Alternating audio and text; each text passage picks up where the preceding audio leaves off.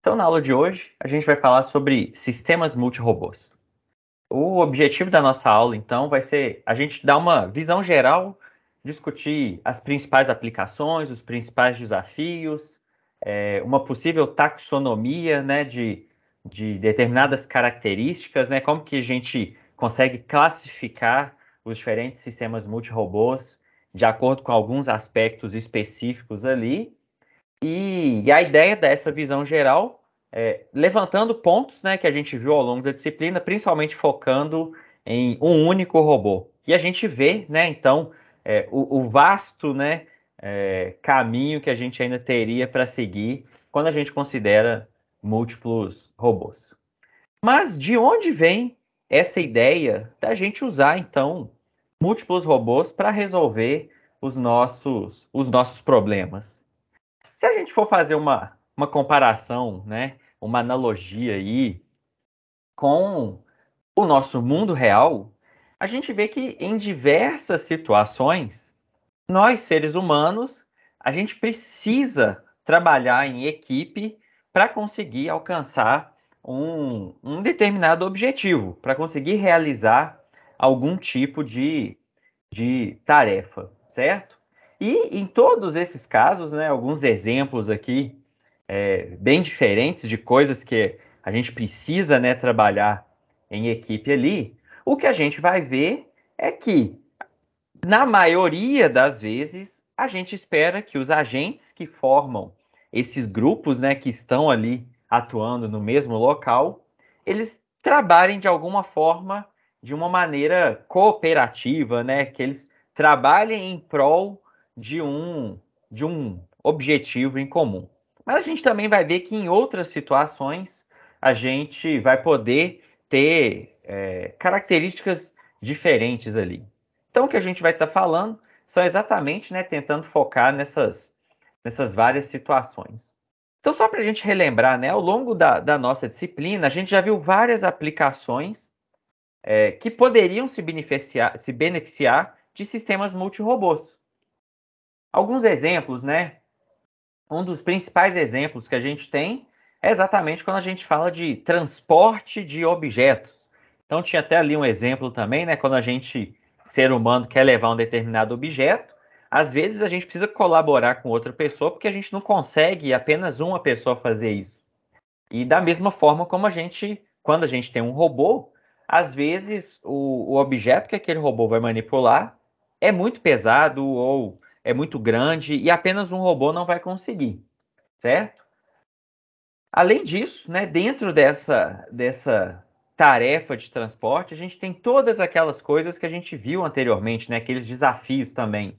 Então, tem toda a parte de planejamento de caminhos, a parte de controle, a parte talvez de percepção, como vocês viram, em que eu tenho que identificar se, por exemplo, como é o meu objeto, ou inclusive se o meu robô, se ele vai conseguir, né, dependendo das características do meu robô, levar aquele objeto ou não para um determinado lugar.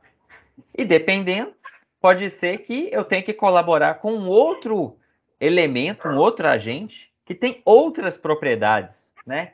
O que a gente chamaria, a gente vai ver depois, de times heterogêneos. Então, esse é um exemplo clássico de onde a gente precisa, né? E a gente utiliza bastante de múltiplos agentes, né? De múltiplos robôs para realizar. Outra tarefa muito comum também que a gente tem é quando a gente está fazendo e focando na parte de comunicação. Então, aqui eu estou mostrando alguns trabalhos, né, de alunos de mestrado, de alunos de doutorado, que já passaram pelo Verlab e que desenvolveram, né, trabalhos nessa parte de sistemas multirobôs. Então, no caso desse trabalho aqui, a ideia era exatamente a gente criar uma rede de comunicação usando robôs, né, agentes móveis ali, de forma que eu consiga conectar clientes estáticos dentro do nosso ambiente. Então, tem toda a parte também de planejamento, de navegação, entre essa parte de comunicação, em que os robôs eles têm que saber a qual distância um pode ficar do outro para a gente ter por exemplo, uma determinada banda de comunicação, e a gente pode usar também para resolver esses tipos de problema. Nós também podemos usar, né, sistemas multirobôs, principalmente focando na parte de percepção. Então, por exemplo, a gente viu, no caso do mapeamento, que a gente tem um robô para fazer aquele mapeamento. E às vezes isso pode demorar muito. Mas e se eu tiver vários robôs? Como que a gente faz essa coordenação para efetivamente conseguir cobrir o ambiente e fazer o levantamento desse mapa? Então, uma possível sugestão, né, também de um trabalho feito durante o mestrado de um aluno, foi fazer uma divisão do ambiente, né, em vários hexágonos aqui, e na verdade a gente consegue alocar, né, os diferentes agentes ali, simulados aqui nesse caso, para cobrir cada um desses hexágonos. Então, um outro exemplo também interessante de aplicação. E todos esses exemplos que eu mostrei, na maioria das vezes a gente está considerando um número pequeno de agentes no grupo. Mas a gente também pode trabalhar com quantidades muito grandes. Se vocês estão lembrados, é quando a gente entra no que a gente chama de enxames de robôs, né? Swarms, que vem exatamente de enxames de insetos, né? De abelhas, de outros animais da natureza. Então, geralmente, né, grandes problemas que a gente tem quando a gente está trabalhando com uma quantidade grande de agentes é exatamente toda a parte de navegação.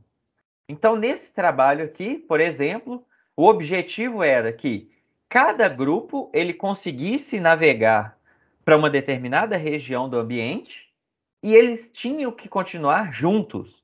Ou seja, a gente não podia misturar os grupos. Então, de novo, né, todas as técnicas aqui, elas têm que ser pensadas principalmente em escalabilidade. Porque alguma coisa que funciona para 2 ou 3 robôs, às vezes não vai ser tão eficiente quando a gente está considerando 100, 200, milhares de robôs. Então,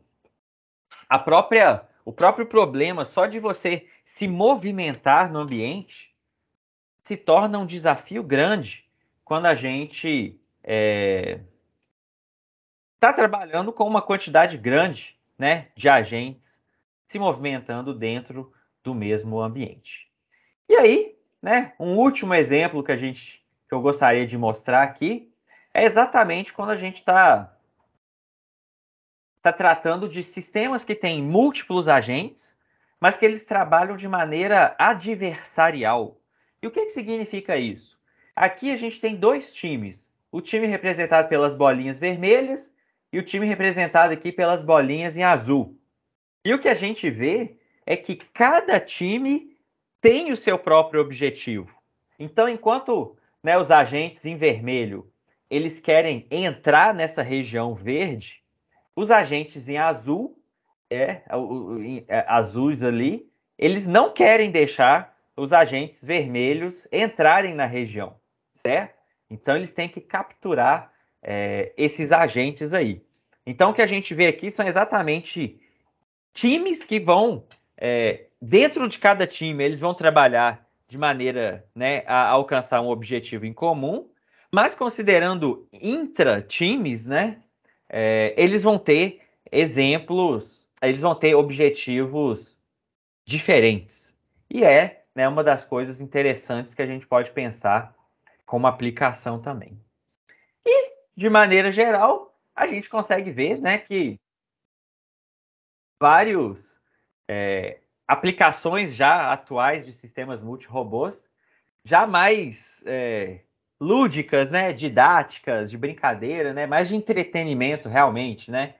Então aqui nós temos vários quadrirrotosos, né? E eles tocam um tema do 007, né? Eles vão tocando ali, né? Passando aqui, fazendo a musiquinha, cada um toca lá no tecladinho e tudo, né? Mais de entretenimento realmente. E aqui a gente tem um dos grandes exemplos atuais que a gente vê de sistemas multirobôs, né, teve nas Olimpíadas, né, tem final de ano, tem várias situações especiais, né, eventos especiais aí, em que a gente tem esse show de luzes com drones também, né? Então, cada pontinho desse que é mostrado aqui é um drone. E eles ficam fazendo vários desenhos, várias formas, né, no céu. Então, ali tá mudando, né? E vocês conseguem imaginar, então, né, a complexidade que é para fazer todo esse planejamento e toda essa navegação, considerando, né, essa quantidade enorme, né? Esse aqui foi do recorde, mas depois que eu já peguei esse filme, né, esse vídeo, parece que o recorde já foi quebrado, né? Então tem milhares de veículos aéreos sendo controlados aí. Pode falar, Alisson. Uma dúvida rapidinho que você falou agora desses drones aí. Você saberia informar, assim, o que torna esse problema do controle dessa quantidade de drones especificamente difícil? É a comunicação? Então, na verdade, a gente vai estar falando um pouquinho mais sobre isso aqui. Esse controle, ele é um controle todo centralizado. O que significa isso? Os robôs, eles não estão decidindo nada ali localmente. Então, tudo que eles vão fazer já é pré-planejado e tudo que eles estão fazendo ali é, é só seguir o plano, certo? Eles não estão planejando ou decidindo nada novo ali durante a navegação. Então, um dos grandes problemas aqui é justamente que você viu que eles fazem várias formas, vários formatos ali, e você tem que levar esses robôs de uma posição para outra. Só que você não está levando só um robô. Então, imagina que quando a gente viu, né, aquelas técnicas de planejamento, a gente estava, na sua grande maioria, considerando obstáculos estáticos. Só que imagina que agora que você tem, na verdade, milhares de obstáculos dinâmicos. Então tem que ser tudo muito bem sincronizado para você poder levar esse veículo e falar, ó, esse veículo ele vai passar aqui nesse determinado momento, o outro vai passar aqui nesse momento, para que nenhum deles colida no final da história ali, né? Então, mas de novo, esse planejamento é um planejamento offline, né, todo prévio antes da missão, e você pode gastar o tempo que você quiser para fazer esse planejamento, mas que mesmo assim vai ser um planejamento complexo. Durante a execução, quais são os grandes desafios que tem? Um dos principais desafios que a gente já viu é o problema da localização. Então, eles se utilizam, né, de uma ferramenta de localização, de um GPS especificamente, que é muito preciso. Então, que é um GPS que retorna uma precisão milimétrica. Então, o problema da localização já é parcialmente resolvido.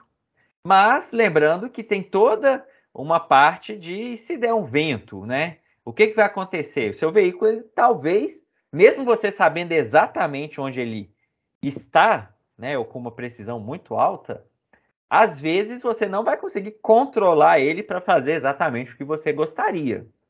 E você tem que lidar com todas essas coisas também, certo? Então, mesmo sendo tudo centralizado, offline, continua sendo um problema. Só lembra lá de quando você planejava o caminho para um robô, já podia ser custoso, né? Imagina agora você fazer isso para milhares de robôs. Vai ser bem, vai ter uma demanda computacional ali bem alta também. Certo, gente? Mais algum comentário, alguma pergunta? Então, ok. Como eu falei, né, a ideia aqui era motivar e mostrar que tem várias aplicações em várias áreas diferentes e por isso que é um dos principais tópicos de pesquisa, né, que a gente tem atualmente em robótica. Então, quando a gente fala, né, de um sistema robótico, basicamente a gente vai ter dois grandes tipos de sistemas que a gente vai estar trabalhando.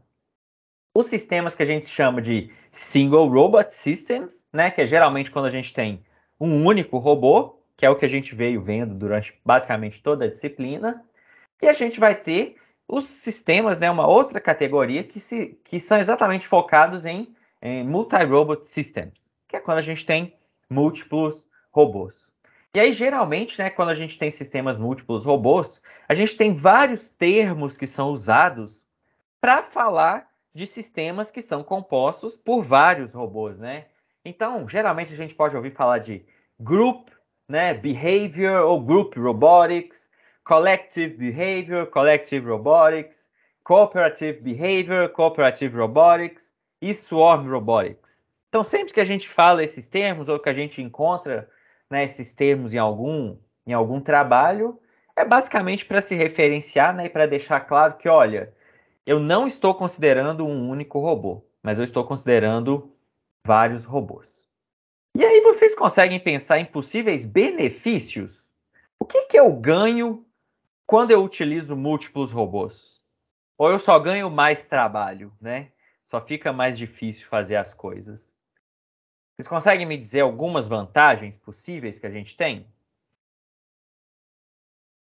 Uai, um monte, tipo, o fato, por exemplo, vamos supor que você tem um robô com um braço um manipulador X, que custa 1 milhão. E você tem um robô Y com outro manipulador que custa 1 milhão e eles têm, tipo, sei lá, 1 tonelada cada um. Você não vai equipar um robô com 2 toneladas. Você vai, tipo, meio que tentar fazer um grupinho, cada um tem a sua tarefa, especialização ali, né? Delegar as responsabilidades. Isso que eu ia falar, você está fazendo uma distribuição aí de responsabilidades, né? Que é uma coisa interessante. Algo mais aí que a gente consegue, que alguém consegue pensar? Então a gente tem vários, né? Vários benefícios, né?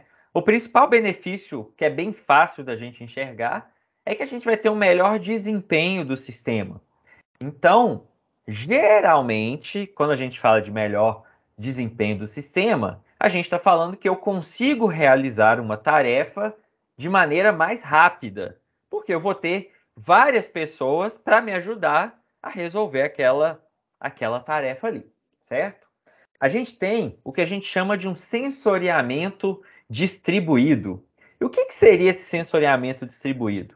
Tem a ver basicamente com essa ideia, né, que o Alisson estava falando ali, que é, olha, e se ao invés de eu equipar um robô com todos os sensores possíveis, na verdade, eu distribuir vários sensores para vários robôs. Então, o que a gente ganha, né, é essa ideia ali, né, entre aspas, de, olha, se você tem sensores espalhados por todo o seu ambiente, é como se você estivesse em todo o ambiente ao mesmo tempo, né? Você tem olhos em todos os lugares e você consegue, talvez, né, e a gente já viu isso, quanto mais informação você tem, melhores decisões você consegue tomar, né? Outra coisa que a gente tem, né, é exatamente essa ideia. Olha, se eu tenho um sensoriamento distribuído, né, se eu consigo resolver uma tarefa melhor, né, num tempo melhor, se talvez alguns desses agentes falharem, talvez eu não vou perder completamente a minha missão, certo? Os outros robôs, talvez eles, né, com essa ideia de alocação de papéis, de tarefas que a gente estava falando, talvez eles consigam pegar a responsabilidade que era de algum outro robô, mas que esse outro robô falhou. Então, nessa tolerância a falhas, realmente é um dos grandes benefícios. É a gente não ter, né, todos os nossos ovos numa única cesta, né? E se aquele robô falhar, acabou tudo, né?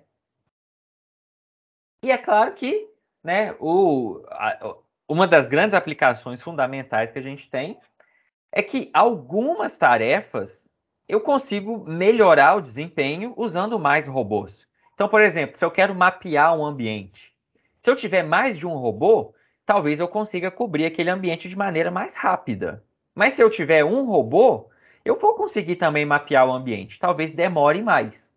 Mas a gente vai ter outras tarefas, né?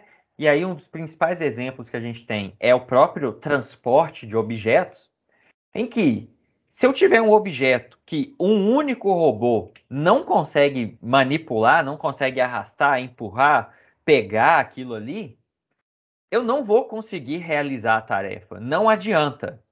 Agora, se eu tiver mais de um robô, talvez dois robôs consigam transportar aquele ambiente,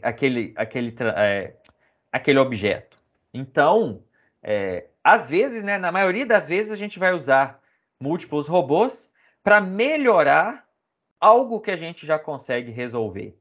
Mas várias outras vezes, a gente vai ter situações em que eu só consigo resolver se eu estiver efetivamente considerando a utilização de múltiplos robôs. Mas, como a gente falou, né, nem tudo são flores.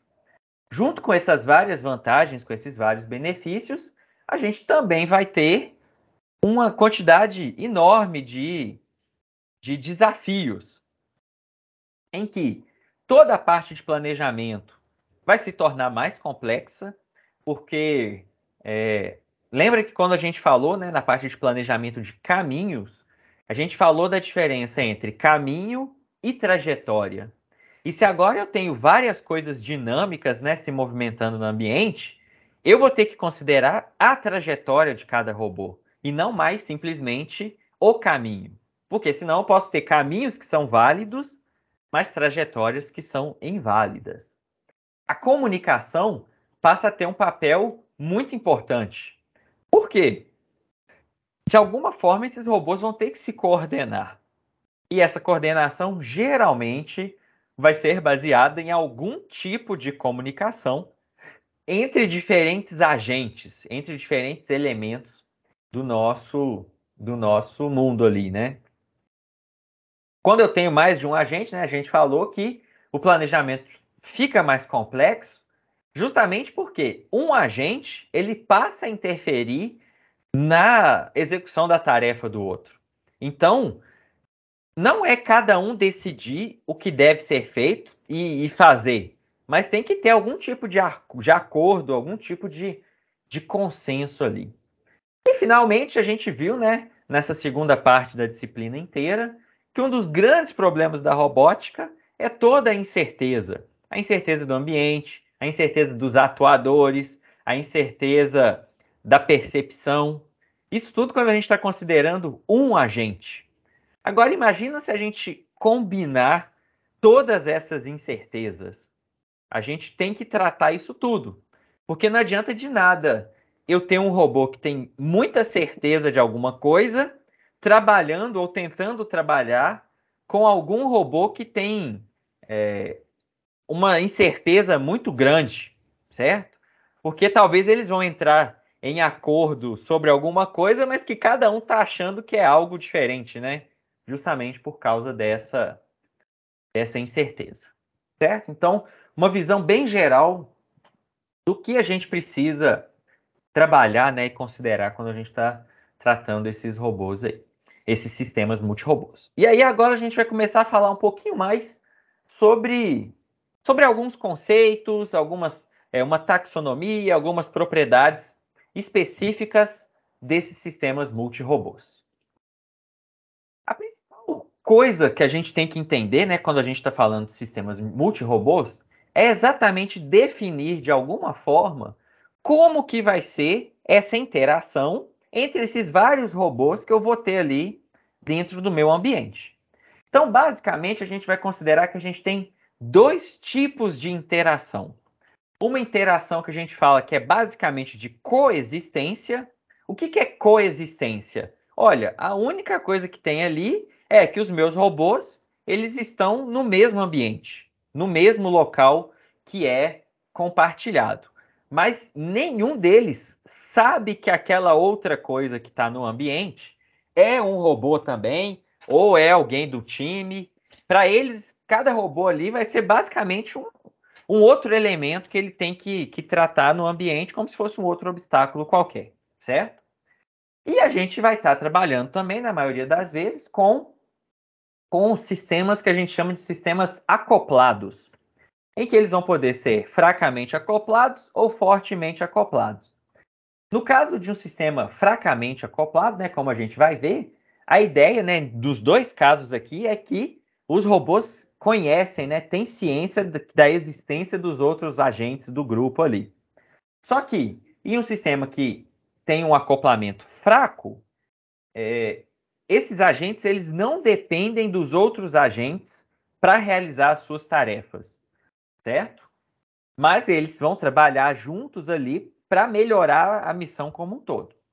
E já no sistema que é forte, né, acoplado, tem um acoplamento forte ali, é o máximo do sistema multirobô, que é quando eles sabem dos outros agentes e eles precisam dos outros agentes para poder fazer as coisas ali. Então vamos entender um pouquinho mais esses tipos de interação, né? Então na coexistência, como a gente falou, a princípio não precisa existir nenhum tipo de coordenação explícita. Os robôs estão lá, cada um fazendo o que ele acha que ele tem que fazer, certo? Sem precisar entrar muito em algum acordo ali. E um dos grandes problemas que a gente tem com isso é que quanto maior, né, o tamanho desse conjunto, desse número de agentes que a gente está trabalhando no mesmo lugar ali, maior vai ser a interferência entre os agentes. E às vezes essa interferência pode ser tão grande que todo mundo vai parar de fazer o que deveria fazer, porque tá um congestionamento inteiro ali, né? Um monte de coisa. E aí, né, alguns problemas para exemplificar esse tipo de coexistência são problemas de navegação, né? Então, às vezes, você tem um monte de agente ali e você não vai coordenar com ninguém, você só quer que cada agente vá para o seu determinado goal, certo? E o outro problema comum que a gente tem é o problema chamado de foraging.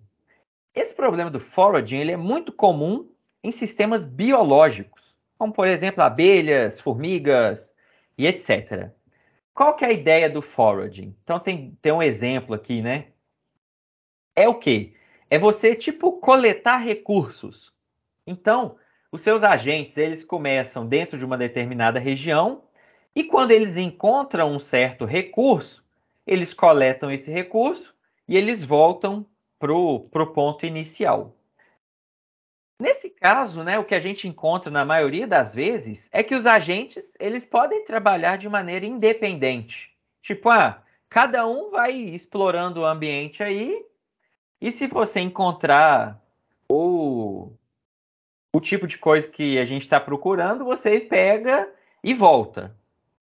É claro que, de novo, né, a gente pode fazer isso sem nenhuma coordenação explícita, mas é bem intuitivo que, poxa, se tivesse algum tipo de comunicação aqui, talvez eles conseguiriam coletar isso aqui de maneira bem mais rápida, certo?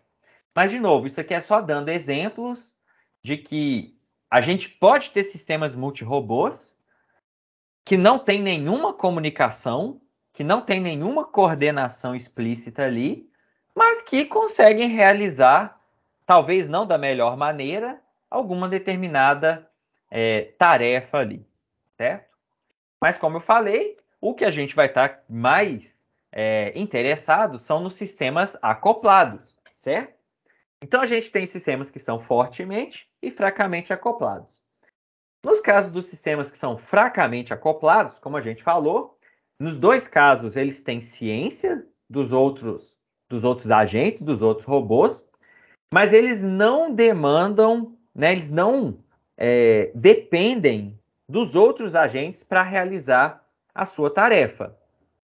Como eles não dependem, o principal ganho e o principal impacto que a gente tem aqui é: quanto mais agentes eu tenho, melhor eu consigo realizar aquela tarefa. Mas se eu for tirando agentes, a tarefa vai continuar funcionando, só que o desempenho vai cair muito. E o exemplo básico que a gente tem é a tarefa de mapeamento. Então, se eu tiver um robô, beleza, eu consigo mapear um ambiente. Pode demorar muito tempo. Agora, se eu tiver 10 robôs, nenhum robô depende do outro para conseguir mapear o ambiente. Mas eles trabalhando de uma maneira coordenada, talvez eu consiga mapear o ambiente, sei lá, 10 vezes mais rápido, né? Chutando ali um ganho extraordinário, certo? E já no caso do fortemente, né, sistemas fortemente acoplados, o que a gente tem é efetivamente uma dependência entre os agentes, o que vai demandar também uma coordenação e uma cooperação bem mais complexas. E a gente fala que esses sistemas que são muito acoplados, geralmente eles são associados a tarefas que você tem que ter uma precisão muito grande. Então, um exemplo básico que a gente viu, né, seria um controle de formação, que é um daqueles exemplos que a gente viu do show de luzes. Então você tem um controle de formação ali que todo mundo tem que estar na sua posição e fazer o seu movimento certinho. Ninguém pode fazer alguma coisa errada porque senão vai prejudicar todo o time, certo? Então, geralmente vão depender de uma comunicação forte. Mas a gente vai ver daqui a pouco que essa comunicação, ela também vai ter diferentes propriedades dentro dos nossos sistemas multirobôs. E outro exemplo também é o transporte de objetos. Todo mundo que está trabalhando para levar um objeto de uma posição A até uma posição B tem que trabalhar fino, assim, tudo direitinho. Imagina se um começa a correr mais rápido, a puxar por aqui, fazer aquilo, a gente não vai conseguir sair do lugar ali, certo? E aí, né, dentro desses tipos de interação, um dos grandes problemas que a gente tem é o problema de planejamento. E aí, né, quando a gente fala de planejamento de maneira mais geral, a gente está falando nessa atividade, nesse processo de analisar, né, a situação ali e determinar uma sequência de ações para eu realizar um objetivo ali, realizar alguma coisa que eu gostaria. E aí a gente tem dois tipos de planejamento, né? Em que, na nossa disciplina até o momento, tudo que a gente viu foi basicamente um planejamento de movimento. Mas no nível mais alto, a gente tem o que a gente chama de um planejamento de tarefas, que é justamente o quê? O momento em que eu tenho que decidir qual robô vai fazer o quê, certo? Dentro daquela missão inteira, talvez eu tenha várias pequenas subtarefas. Qual robô vai fazer qual parte dessa tarefa maior, né? Qual subtarefa? E como ele tem que fazer isso, certo? Então, isso aqui é um problema difícil, né? De fazer toda essa parte de alocação, de planejamento ali, num nível mais alto. E aí, dentro desse planejamento de tarefas, uma das coisas que a gente tem que resolver é o planejamento de movimentos, que é justamente o quê? Ok, eu decidi quem e como que deve ser feita uma certa tarefa ali. Tá, mas como que esse cara vai chegar, né, ou vai fazer toda a movimentação que ele precisa? E aí entra na nossa parte de planejamento, que a gente já viu várias técnicas, né, para resolver isso aí para um único robô. Ok, gente? Alguma pergunta, algum comentário aí até agora?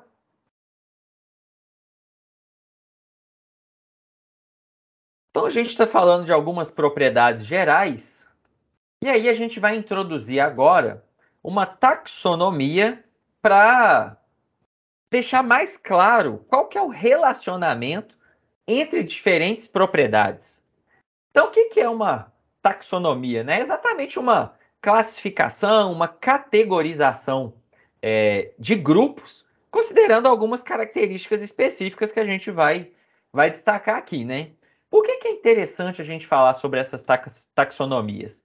Porque elas nos levam a melhor representar e analisar essas categorias que a gente vai tá trabalhando ali, além de permitir comparação, né, identificar problemas e questões chaves, e também, dentro de cada grupo desse, saber comparar e analisar qual é, né, assim, dado essa característica, eu quero abrir mão dessa característica para ganhar nessa outra característica, certo? E a gente conseguir fazer esse tipo de relacionamento. A nossa taxonomia, então, vai considerar basicamente essas 7 características que são fundamentais em sistemas multirobôs, certo? Então a gente vai começar falando sobre a comunicação, que, como a gente viu, é um ponto muito importante se a gente quiser uma coordenação um pouco mais complexa. Então, geralmente, como é feita essa comunicação?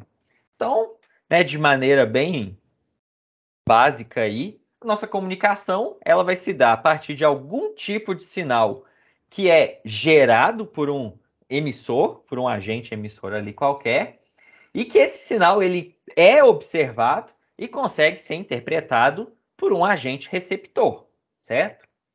Qual que é o objetivo dessa comunicação? Exatamente a troca de informação entre diferentes elementos, entre diferentes atores do nosso sistema ali. Sendo que o que a gente quer é trocar informação usando o mínimo de recurso, mas mantendo uma qualidade.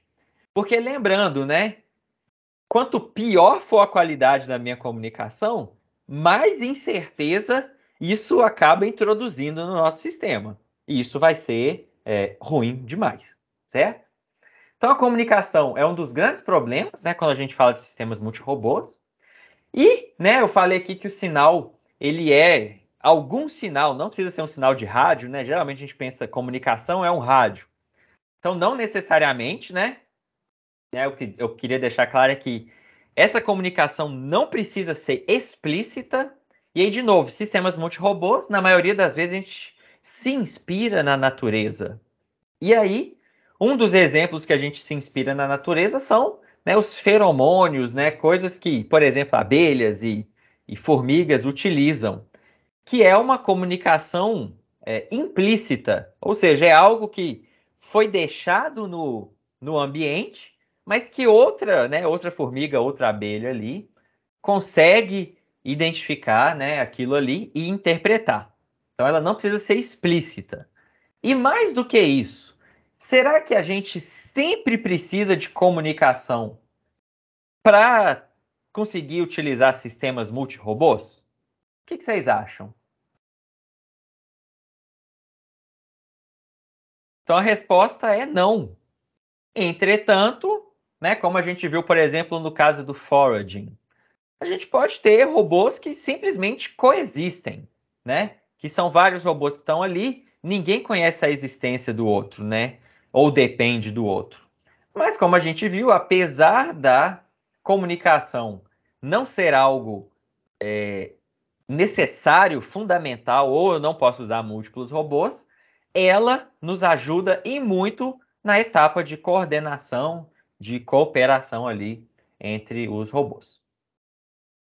E aí, dentro da comunicação, a gente tem vários aspectos que a gente pode considerar, né? A própria topologia dessa comunicação. Então, vai ser em broadcast, ou seja, aquele sinal, quando ele é emitido por um agente, todos os agentes conseguem captar. Eu só consigo trocar mensagens, né? Entre agentes específicos, né? Direcionado ali, endereçado. A nossa topologia de comunicação, ela é uma árvore, alguma coisa mais ou menos hierárquica, ela é um grafo, né, em que, na verdade, eu consigo comunicar com alguns vizinhos. O próprio range, né, a distância de comunicação. Então, eu não tenho nenhuma distância de comunicação, ou seja, eu não tenho comunicação nenhuma, né? Eu tenho uma comunicação próxima, eu tenho uma comunicação com distância infinita. Pode falar, Alisson. Só uma dúvida aqui rapidão. Qual que seria mais interessante? Você ter um robô que ele não precisa se comunicar com ninguém, ele tem a própria visão de mundo dele e consegue tratar os problemas, ou aquele que faz o planejamento compartilhado? Aí eu vou voltar essa pergunta para você. Digamos que você vai jogar num time de futebol. É melhor cada um jogar do jeito que quer ou ter algum tipo de coordenação? Mas você pode. Mas aí você pode ter a coordenação implícita no comportamento individual deles lá. Mas de algum jeito, foi o que a gente acabou de falar, né? Essa comunicação, ela não precisa ser explícita. Mas se você tem algum tipo de coordenação implícita, você está interpretando algum sinal do outro agente para você poder saber, ah, não, então eu tenho que fazer isso aqui. Certo? Então quando você fala comunicação entre os seus agentes que estão cooperando, é tipo, pelo menos eu senti ele no meu sensor. Aí entra naquela ideia da coexistência ou se tem algum tipo de acoplamento. Se Tá. só é coexistência, você nem sabe que aquilo ali é um robô, certo? Uhum. Mas se você tem algum tipo de acoplamento, aí você consegue saber, olha, aquele robô, aquilo ali é um robô que tá em tal posição, talvez, em tal orientação, fazendo alguma coisa. Então, assim... Quando tem coexistência, é como se eles fossem um único robô, só que em corpos separados, né? Ou não? Não, é como se fossem vários robôs sozinhos. Você está assumindo que cada um tem o seu comportamento, então. Cada um é um robô que você programou sozinho e você simplesmente pegou o mesmo código e botou em 50 robôs ao mesmo tempo. Ah, tá, beleza. Entendeu? É como se fosse assim. Você fez o planejamento para um robô e você replicou 50 vezes. Então ele não sabe de nada do outro ali. Mas, de novo, tudo isso que a gente está falando não é branco no preto, certo? Tem todas as... mas como é que vai ser essa comunicação implícita, explícita? É fortemente acoplado, não é? Qual que é o tipo de interação? Tudo vai depender do sistema ali mesmo, né? O que a gente está... Será que eu preciso de comunicação? Será que eu não preciso? Né? O que eu preciso conhecer? Entendi. Então, Não, legal. e a gente vai falar um pouco mais disso, que a comunicação está muito envolvida com a própria parte de controle, né? Que é o que o meu robô faz. Geralmente é baseado em alguma coisa que ele viu ali. Entendi. E aí, Legal. por fim, né, outra coisa importante quando a gente está falando da comunicação é a própria banda que a gente vai utilizar, né? Porque isso vai restringir o tipo de comunicação, né, o tipo de informação que eu consigo ou não trocar ali, né? Então, se a gente tiver uma largura de banda, né, a gente consegue uma comunicação muito grande, eu consigo trocar muita informação. Então, imagina se eu estou fazendo um mapa distribuído. Às vezes, quando eu encontrar outro robô, eu vou querer trocar toda a informação de mapa que eu tenho. E isso vai ser muito custoso, né? Vai depender do movimento, né? Tipo, eu enviar uma mensagem para um robô que está longe é o mesmo custo de eu chegar pertinho dele e trocar a informação, né? Então, o que a gente vai querer gastar ali, né? Um trade-off. A largura é baixa ou zero, né? Ou seja, não tem comunicação também. Outra coisa que eu estava falando, né? Como eu acabei de falar aqui, é que quando a gente está falando de comunicação, isso está muito relacionado com a forma como a gente vai controlar os nossos robôs. E aí a gente entra no cerne de quando a gente fala de sistemas multirobôs, que é a forma de controle, em que nós podemos ter basicamente duas grandes categorias, né? Vamos dizer assim, que é um controle centralizado e um controle descentralizado. Lembrando lá, lembra dos nossos, quando a gente falou dos paradigmas de controle lá atrás, a gente tinha o deliberativo e a gente tinha o reativo, que eram as duas pontas dos paradigmas de controle. É a mesma coisa aqui. A gente tem duas pontas do paradigma de controle, a forma como a gente controla sistemas multirobôs. E aí, no meio, a gente tem mais ou menos ali o que a gente chama de um paradigma hierárquico. No paradigma, né, na forma de controle centralizado, o que a gente vai ter é que toda a tomada de decisão, todo o processamento é feito em um único agente ou alguma entidade externa. Então, por exemplo, naquele show de luzes, o controle é todo centralizado. Tem todo um computador que está no chão, uma estação base lá, que faz o planejamento, a tomada de decisão, envia o comando que cada um tem que seguir e cada um só segue aquilo ali, certo? Num controle descentralizado, o que a gente quer é exatamente que, olha, os agentes vão tomar suas próprias decisões baseadas no que eles comunicam e observam ali do ambiente e vão agir do jeito que tem que agir. E aí, como eu falei, né, a distribuição hierárquica é o meio do caminho ali, né? Em que a gente vai ter diferentes níveis de abstração e, na verdade, a gente vai ter clusters centralizados, né? Em que dentro de cada cluster a gente vai ter talvez um agente tomando conta daquele grupo ali, mas entre grupos é um negócio distribuído, certo? Pode falar, Alisson. Mais uma curiosidade aqui.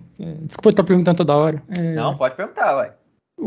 Esse controlador hierárquico, Ele está me confundindo um pouco, porque ele está me lembrando a arquitetura de controle em nível de software. Tipo, primeiro tem o reativo, deliberativo, e aí você tem se eu não me engano, veio em camadas, que não tinha dependência entre as camadas, ele é quase um hierárquico. Aí depois vem esse hierárquico que tem dependência entre as camadas, aí depois vem um comportamental, que ele é totalmente distribuído com dependências. Esse controlador hierárquico, ele está mais em nível de controle de baixo nível ou em nível arquitetura de software? Então, esse controle hierárquico, na verdade, ele está mais relacionado à organização do controle, certo?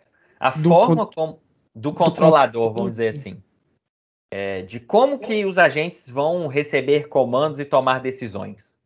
Então, tem mais a ver em termos físicos? em termos físicos, Ah, tá, beleza. certo?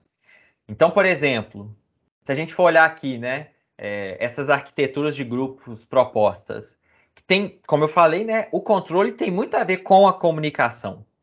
Se eu tiver uma distribuição de controle centralizada, eu tenho que garantir que essa entidade centralizadora, né, que controla todo mundo, esse carinha aqui, que, ou de novo, pode ser um robô do grupo, ou pode ser uma outra entidade externa.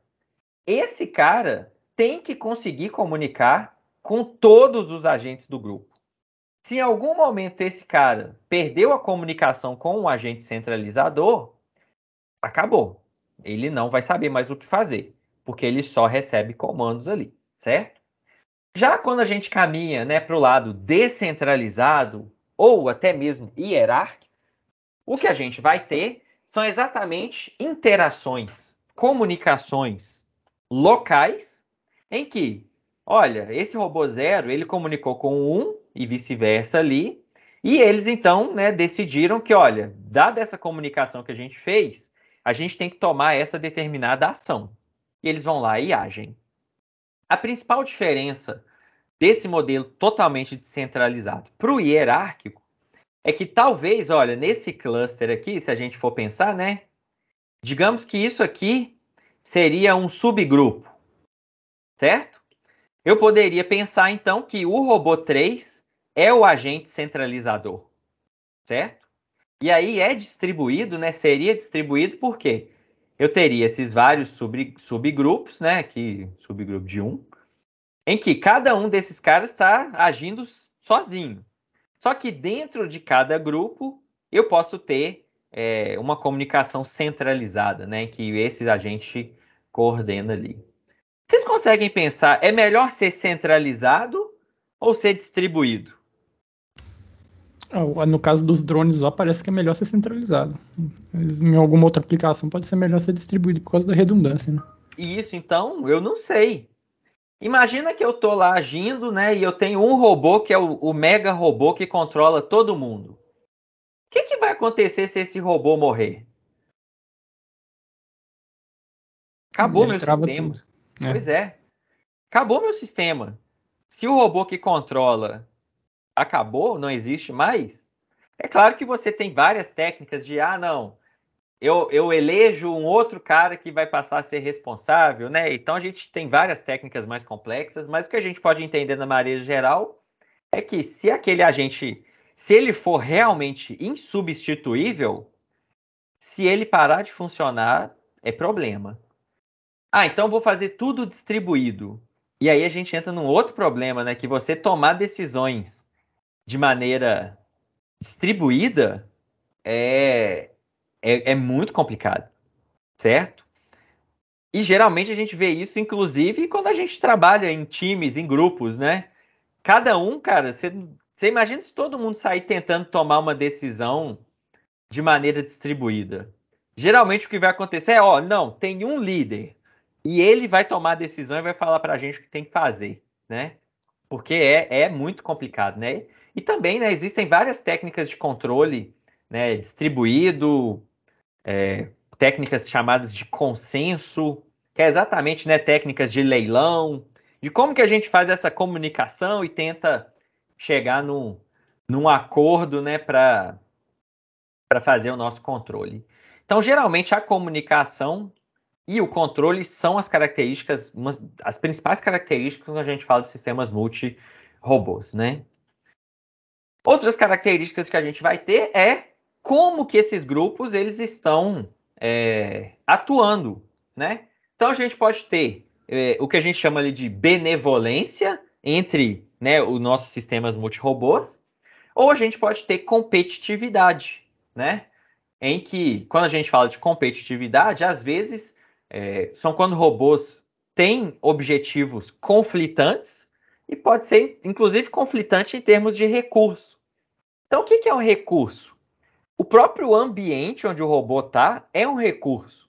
Então, se eu quiser ir e ocupar uma posição do ambiente, nenhum outro robô vai poder ocupar exatamente aquela posição, né? E como que a gente vai tratar esse tipo de coisa?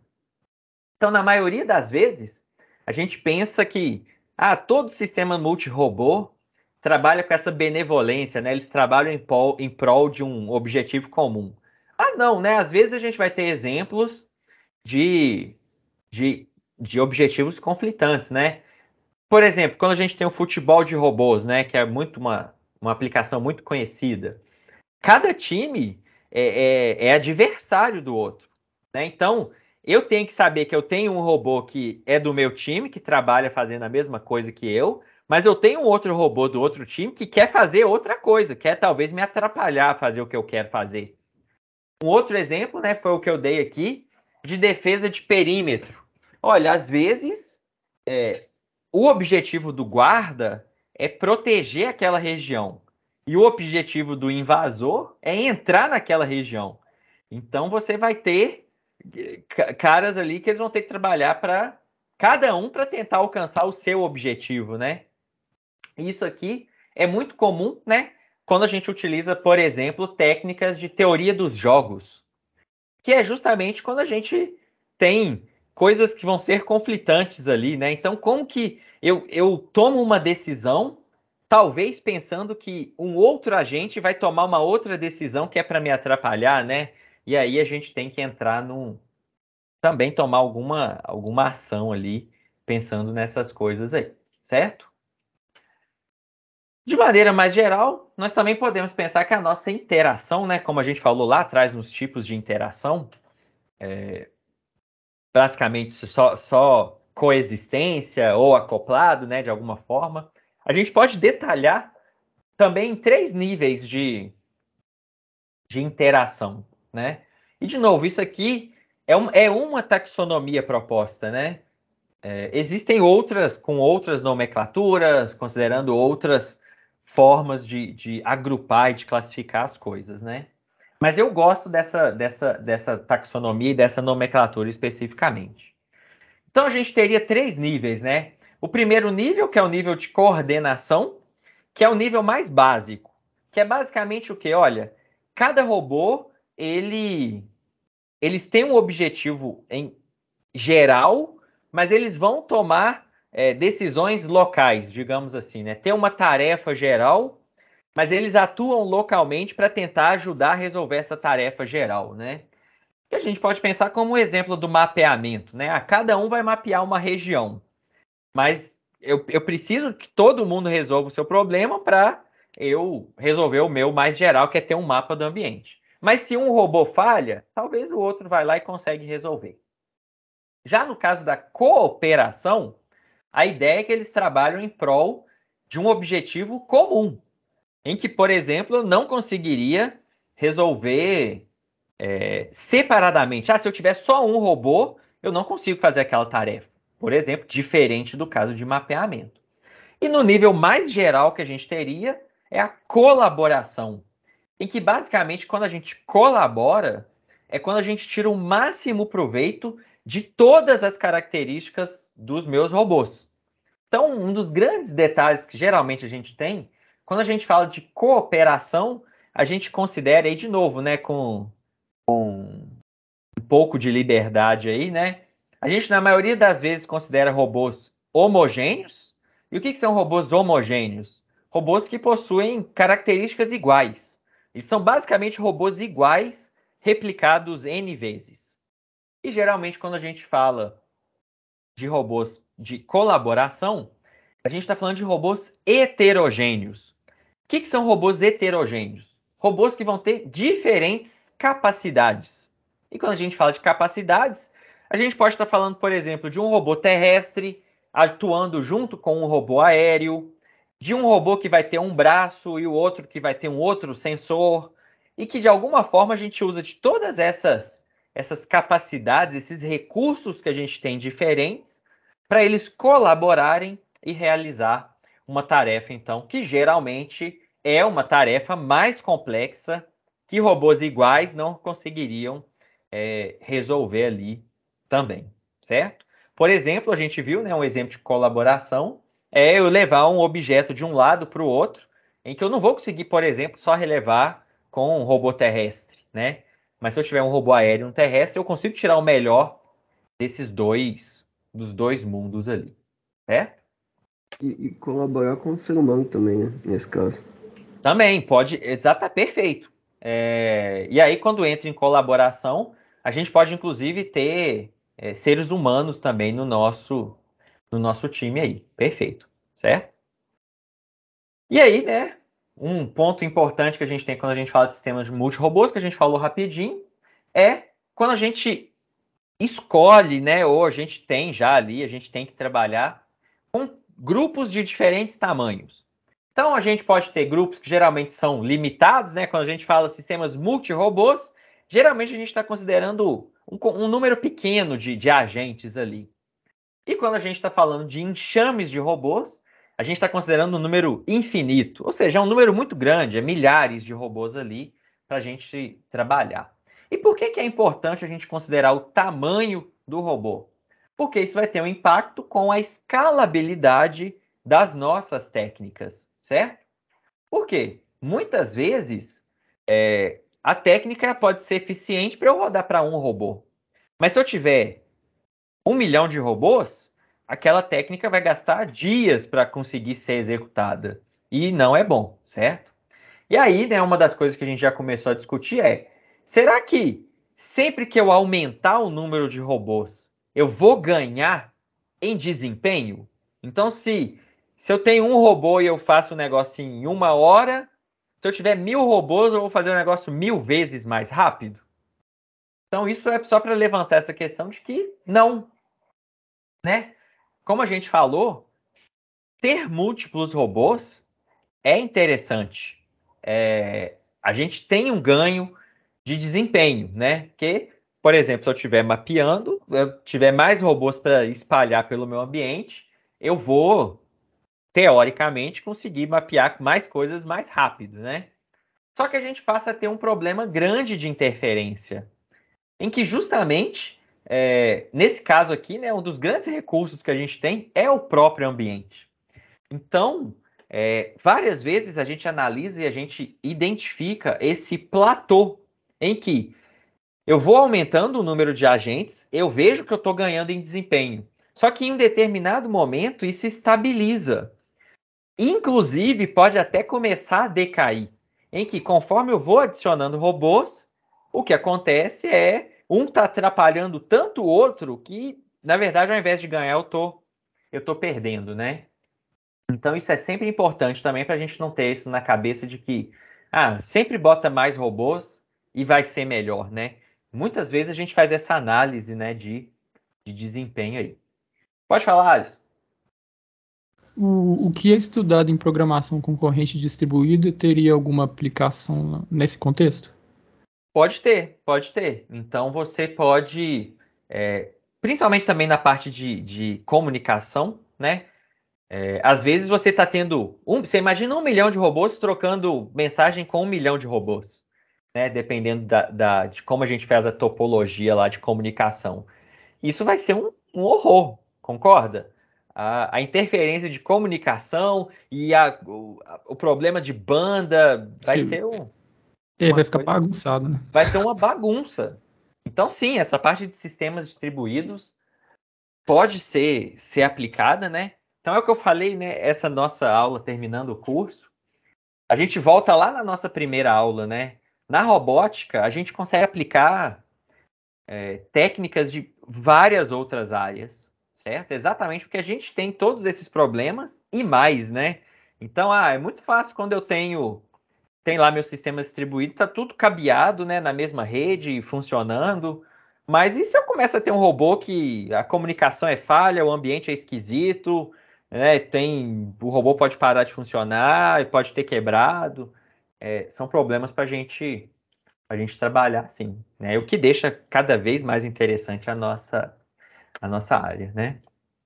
E aí, uma das coisas que eu estava falando, né, junto com aquela ideia do controle, né, que a gente falou um pouco mais ali atrás também, da interação, tem a ver com a própria composição dos nossos times, certo?